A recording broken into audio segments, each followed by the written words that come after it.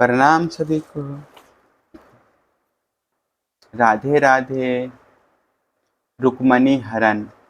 श्री सुखदेव जी कहते हैं, परीक्षित, भगवान श्री कृष्ण ने विदर्भ राजकुमारी रुक्मणी जी का यह संदेश सुनकर अपने हाथ से ब्राह्मण देवता का हाथ पकड़ लिया और हंसते हुए यूं बोले।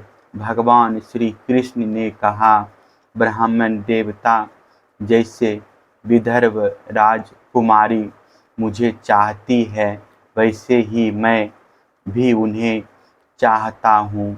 मेरा चित्त उन्हीं में लगा रहता है।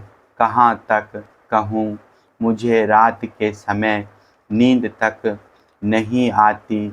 मैं जानता हूँ कि रुक्मणी ने दृष्टवश मेरा विवाह रोक दिया है, परंतु ब्राह्मण देवता, आप देखिएगा, जैसे लकड़ियों को मथकर एक दूसरे से रगड़कर मनुष्य उनमें से आग निकाल लेता है, वैसे ही युद्ध में उन नामधारी क्षत्रिय कुल कलंक को तहस नहस करके अपने से प्रेम करने वाली परम सुंदरी राजकुमारी को मैं निकाल लाऊंगा।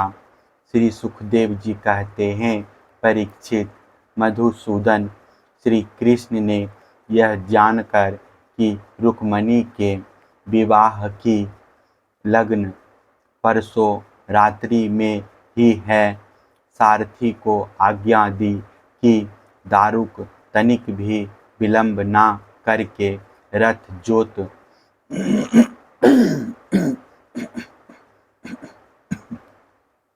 लाओ। दारुक भगवान के रथ में सेव्य सुग्रीव, मेघपुष्प और बलाहक नाम के 4 घोड़े जोतकर उसे ले आया और हाथ जोड़कर भगवान के सामने खड़ा हो गया।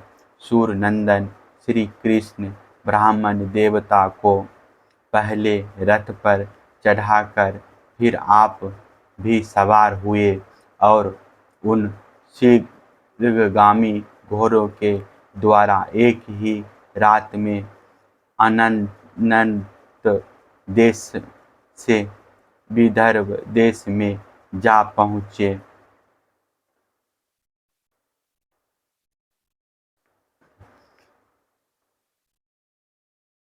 कुंडिन नरेश महाराज भीष्मक अपने बड़े लड़के रुक्मी के स्नेहवश अपनी कन्या शिशुपाल को देने के लिए विवाहोत्सव की तैयारी करा रहे थे। नगर के राजपथ, चौराहे तथा गली कूचे सार बुहार दिए गए थे, उन पर छिड़काव किया जा चुका था। चित्र विचित्र रंग बिरंगी छोटी बड़ी झाड़ियाँ और पताकाएँ लगा दी गई थी, तोरण बांध दिए गए थे।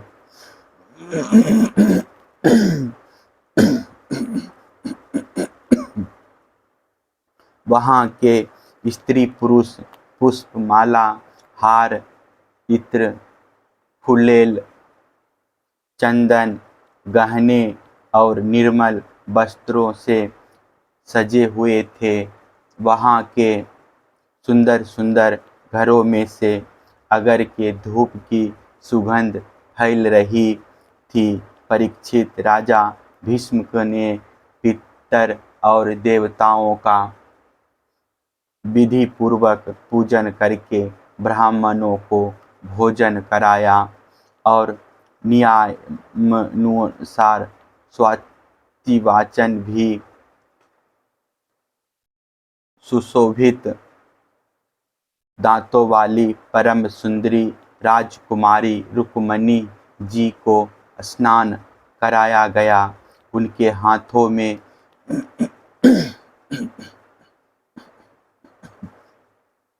मंगलसूत्र, कंगन पहनाए गए, कोहबर बनाया गया, 2 नए नए वस्त्र उन्हें पहनाए गए और वे उत्तम उत्तम आभूषणों से विभूषित की गई। श्रेष्ठ ब्राह्मणों ने सामरिक और यजुर्वेद के मंत्रों से उनकी रक्षा की और अथर्ववेद के विद्वान पुरोहित ने ग्रह शांति के लिए हवन किया।